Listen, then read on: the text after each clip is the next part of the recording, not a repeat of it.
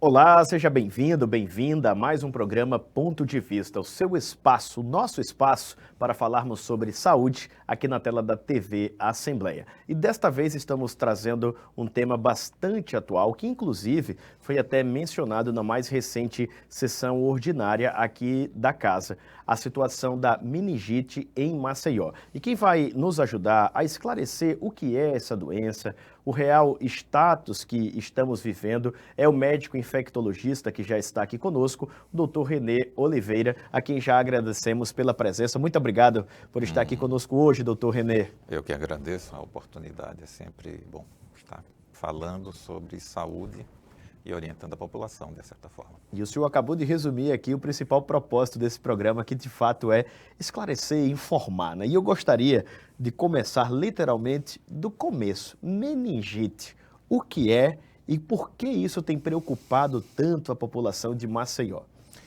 A meningite é um quadro aberto, digamos assim. São vários agentes, várias possibilidades de aparecimento que seria o processo inflamatório nas meninges. As meninges são membranas que recobrem o cérebro, o cerebelo e a medula espinhal.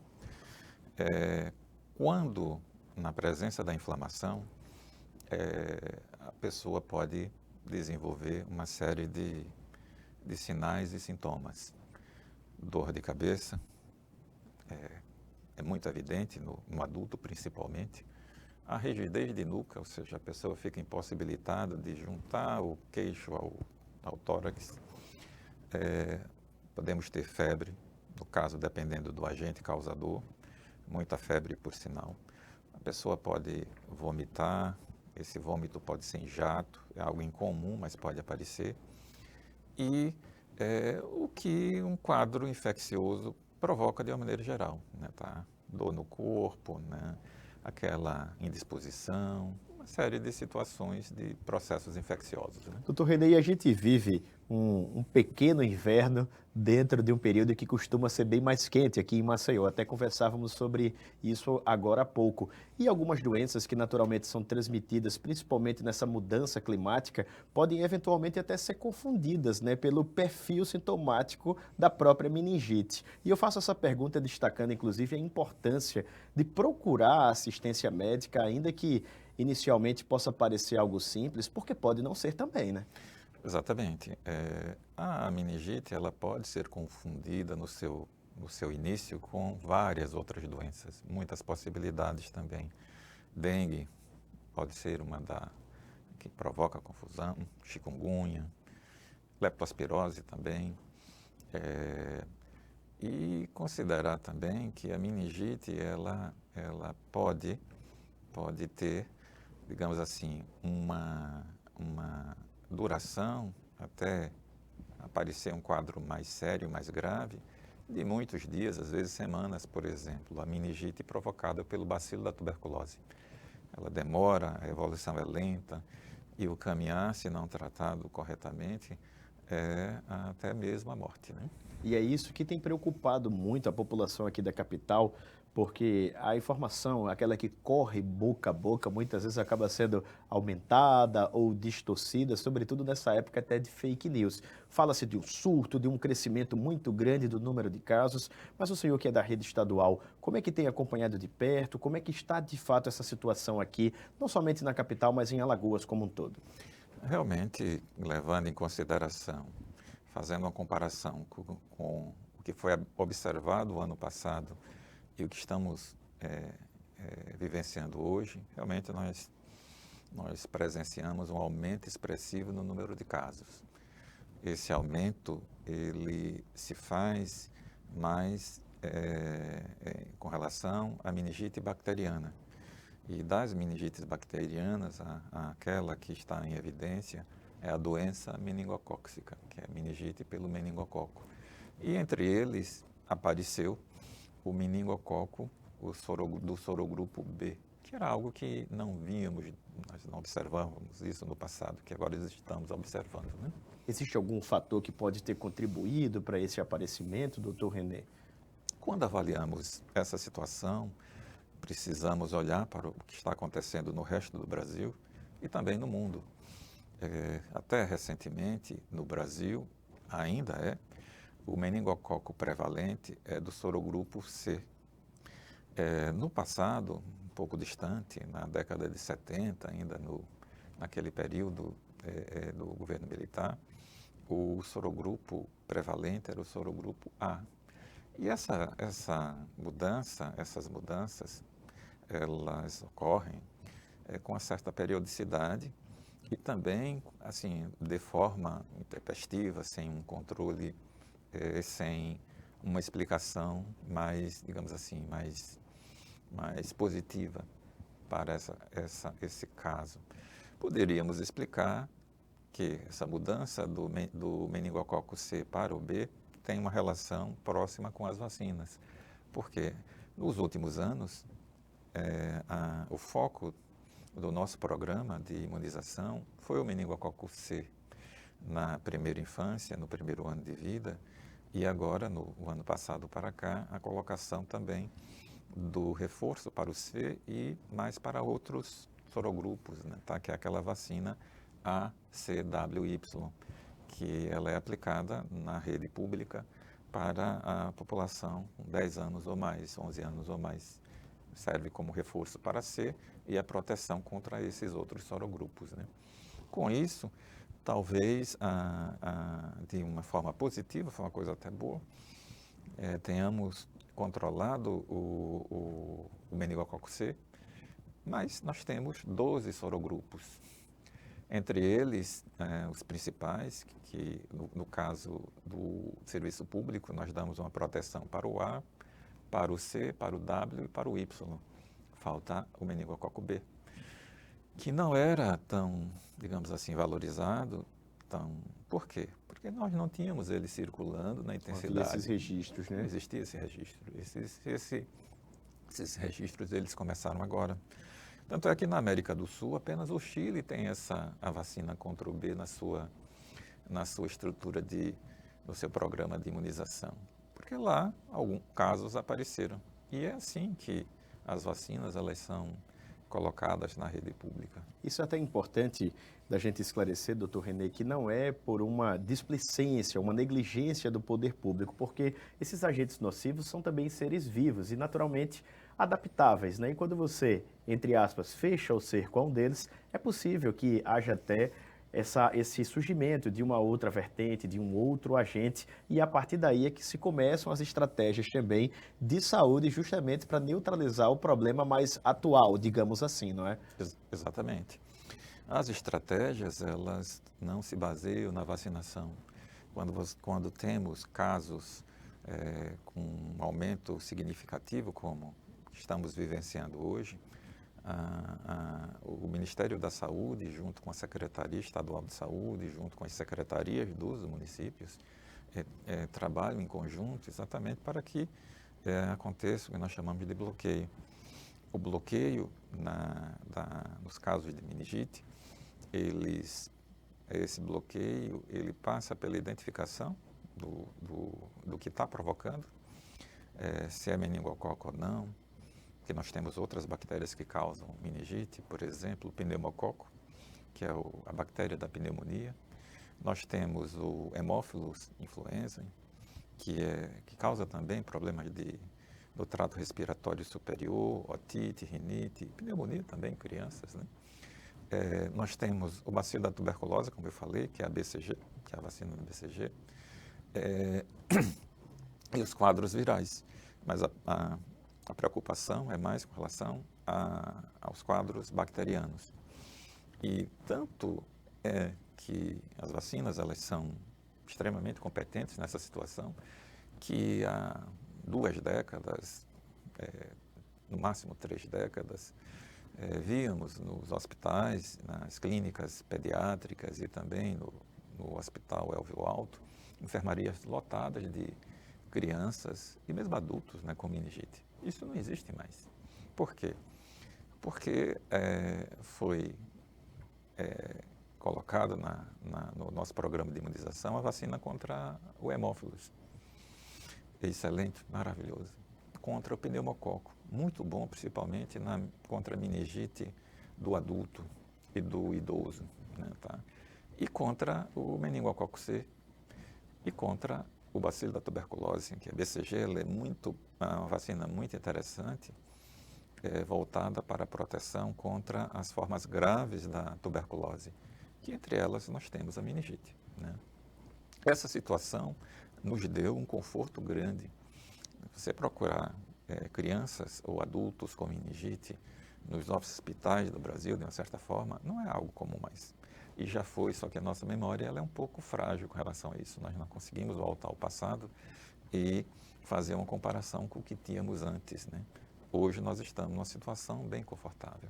Mas, como a meningite é uma doença, principalmente a bacteriana, que leva um percentual elevado de mortalidade, principalmente quando nós não conseguimos identificar com um certo grau de rapidez o que está provocando aquilo ali, assusta.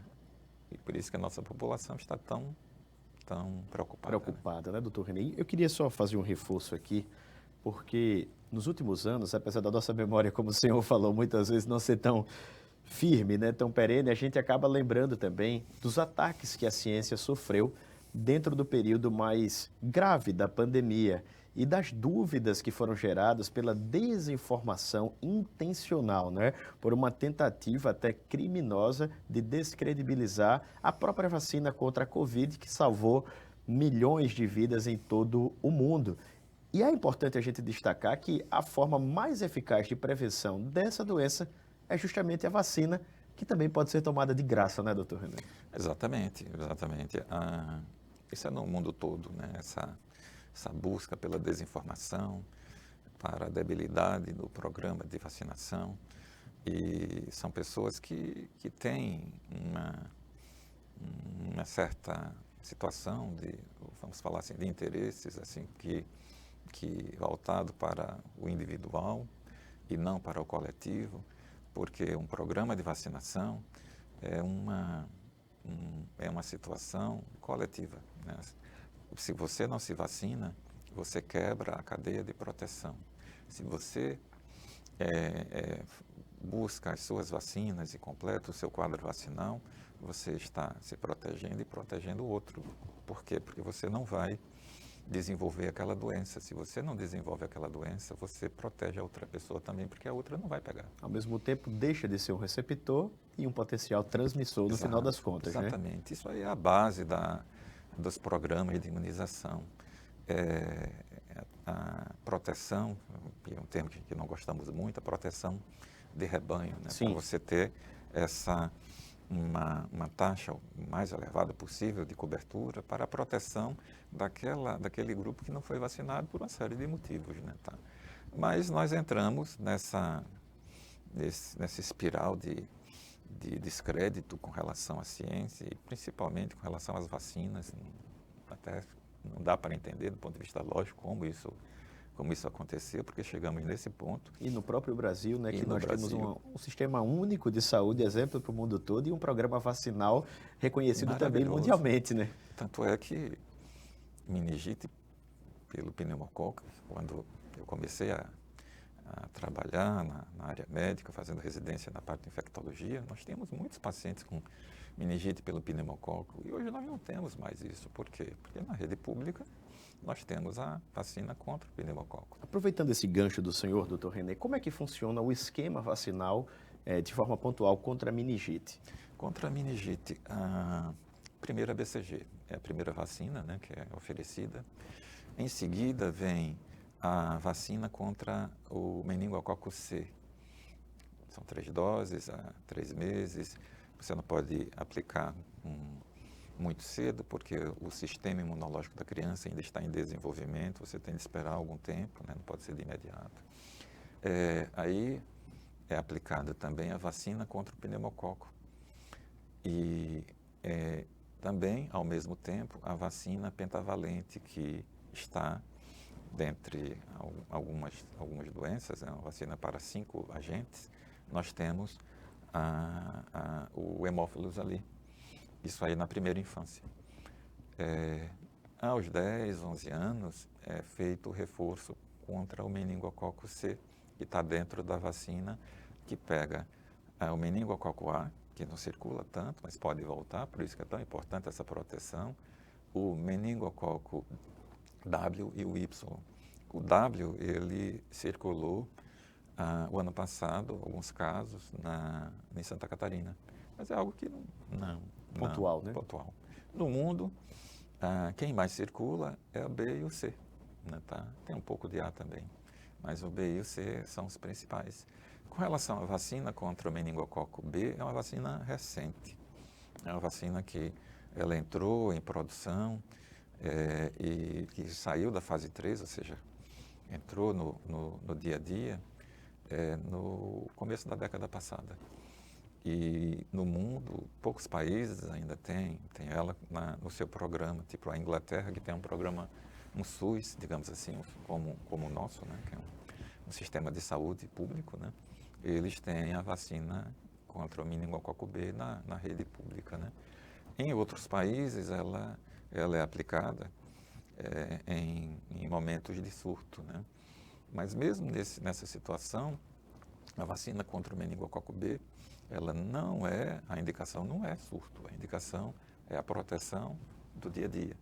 Por isso que é provável que nos próximos anos, vamos falar em anos, porque demora. Sim. Tem que passar pela Conitec, tem que passar na Anvisa, tem de dar o ok. É estruturante, né? Tem de ver se essa vacina que hoje ela está sendo vendida, se realmente ela está adequada ou precisa de uma adaptação para o meningococo do sorogrupo B que está circulando aqui. Talvez não. Ajuda, a gente sabe disso, mas aí às vezes precisa de um ajuste, é sempre assim, você tem de ajustar, como foi feito com as vacinas da Covid, né? Por exemplo, agora nós temos a vacina contra a variante Omicron, porque a variante original já foi no passado, então nós precisamos fazer essa adaptação. Aí, essas vacinas, elas são colocadas com anos, com muito cuidado, com seletividade, né, tá? E buscando sempre o máximo de eficácia. Por quê? Porque é muito caro, é um custo elevado, não pode ser colocado dessa forma, né? E a vida também, não é, doutor René? Aquilo que Sim. é o bem de mais precioso. Por isso que a gente sempre endossa que, para que uma vacina chegue, de fato, a ser aplicada, comercializada, ela já passou por toda essa estrutura que o doutor René acabou de explicar. E isso não é feito a toque de caixa. É sempre bom também citar o exemplo das próprias vacinas contra a Covid. Algumas pessoas se surpreenderam. Mas eu não vou tomar isso daqui, já vítimas da desinformação, né? Porque isso foi feito de forma muito rápida. Mas não tomaram conhecimento de que as vacinas contra o coronavírus, né, elas já estavam em desenvolvimento e pegou-se meio que ali do meio para frente, né, de anos de pesquisas que já vinham sendo executadas e naturalmente com um esforço global, mundial, um investimento multimilionário para que se chegasse àquilo. Agora, vacina, doutor René, dentro de todo um calendário, de um esquema, como o senhor falou, com doses que precisam ser aplicadas inclusive para reforço, só funciona se tomar. Não dá para começar com uma, parar o esquema vacinal e achar que vai estar protegido contra qualquer que seja a doença, inclusive a própria meningite, não é? Exatamente. Tem de seguir o que está recomendado pelo gestor, que no nosso caso, o Ministério da Saúde é quem faz esse trabalho, essa avaliação muito cuidadosa do momento certo para a colocação daquela vacina, a combinação com outras vacinas, né? Porque são muitas vacinas, você precisa. A criança às vezes fica sobrecarregada de tantas vacinas, né? A tendência hoje é você juntar em uma mesma dose proteção contra vários agentes, né? Nós já estamos no momento da vacina da segunda geração contra o meningococo B, que essa vacina ela está sendo colocada junto com a vacina contra o meningococo C e aqueles outros, né? O A, o W e o Y. Provavelmente nos próximos anos, não vai demorar muito, essa vacina ela será colocada num conjunto, fazer uma proteção contra os 5 sorogrupos que causam mais preocupação no mundo todo, né? No Brasil não seria diferente, em uma vacina única. A tendência é essa, A Covid, ela foi um momento muito difícil para a humanidade, de uma forma geral, mas do ponto de vista de Desenvolvimento evolução, científico, né? foi muito bom. Eu acho até que com relação às doenças infecciosas, com relação à parte viral, é comparável ao que o HIV trouxe, né? Na década de 80 e na década de 90, assim, progresso assim, é muito, muito bom, muito grande, com o desenvolvimento de exames, por exemplo, o exame contra o vírus da hepatite C. O vírus da hepatite C, ele foi, digamos assim, deu-se início o seu controle a partir do isolamento viral, que a tecnologia foi a partir do conhecimento do HIV, né? E no caso da Covid, essas vacinas, elas já estavam em desenvolvimento, a tecnologia já estava em desenvolvimento, e juntamos o que era uma coisa muito boa a uma necessidade assim imediata. Ainda bem que nós tínhamos essas tecnologias. E essas tecnologias, elas já estão sendo empregadas em outras condições. Imaginamos, por exemplo, que vacina, ela tem uma indicação apenas do ponto de vista profilático em doenças infecciosas, mas não. A vacina também tem utilidade até na proteção contra problemas oncológicos, né? É um futuro que se abriu e que nós não temos como fugir. Apesar da desinformação, apesar desses grupos anti-vacinas, né, que nós temos por aí. Infelizmente, assim como esses agentes nocivos, nós dissemos, né, são mutáveis, esses outros também que tentam irracionalmente prejudicar a população, inclusive o coletivo, acabam se adaptando também de eras e eras, acabam ressurgindo, infelizmente, né? Doutor René, eu estava vendo aqui um dado oficial da própria Secretaria de Saúde aqui do Estado, que existe um plano estadual de enfrentamento à meningite. E, naturalmente, como a nossa regulação de saúde é tripartite, né, envolve o governo federal, na pessoa do Ministério, os próprios estados e os municípios, aqui em Alagoas não é diferente. Como é que a CESAL lida com o município de Maceió, por exemplo, que tem enfrentado esse problema de forma mais pontual, com os outros municípios? O que podemos garantir, observando que esses meses, né, porque não é algo recente, já vem há meses, né, esse problema do aparecimento dos casos de meningite, que o foco é a cidade de Maceió, e dentro da cidade de Maceió, dois pontos muito mais importantes, né, tá? O bairro do Jacintinho e o bairro do Benedito Bentes. Então tem um aspecto geográfico também, né? Apesar de que temos casos espalhados pela cidade toda. Alguns casos no interior, mas muito pouco, né? De meningite e outras, né? Com isso, Maceió ganhou uma importância muito grande na luta contra esse problema, né? A CESAL, ela trabalha na regulação principalmente, porque o paciente ele acaba entrando pelas UPAs, né, na maioria das vezes. É a principal porta de entrada, A principal né? porta de entrada. Ele pode dar entrada inicialmente pela unidade básica, mas é mais difícil. Nesse caso, geralmente, são as UPAs.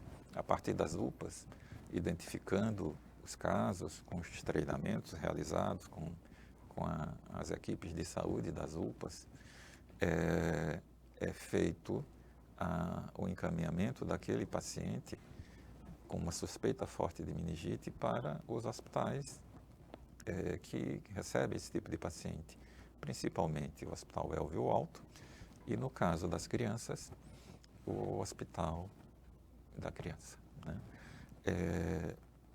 Mas o mais importante é que o paciente entrando na UPA com uma suspeita de meningite, os exames já começam a sendo realizados e, o mais importante, o tratamento já começa.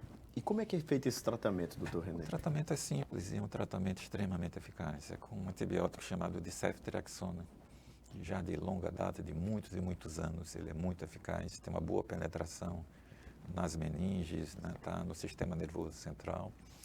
E ele, quando administrado, em 24 horas, ele já livra aquele paciente do isolamento, porque o problema já está sendo controlado. Entrou na UPA, é feito o diagnóstico, o tratamento já começa. É encaminhado para os hospitais de apoio para esse tipo de problema e, quando indicado, a realização do principal exame, que é o líquor, que é o exame da espinha. Voltado para quê? Para confirmar o quadro de meningite, com as alterações licóricas e a busca da identificação do tipo de meningite. Eu acredito que a identificação precoce, comum em praticamente todas as patologias, acaba favorecendo também tanto uma recuperação mais ágil, quanto uma celeridade maior na própria condução daquele tratamento que vai ser feito ali, né? Exatamente, porque esse é o próximo passo.